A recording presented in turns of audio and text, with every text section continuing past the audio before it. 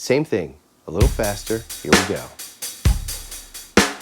1, 2, G add 5, go. 1, 2, 3, up to C, up to D, down to G, back home. 3, up to C, go, up to D. And your third finger is the anchor through this entire chord progression.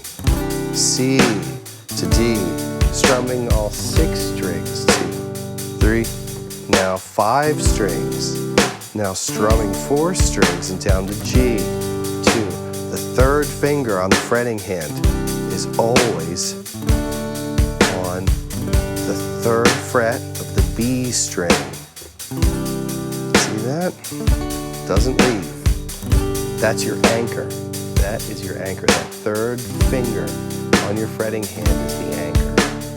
1,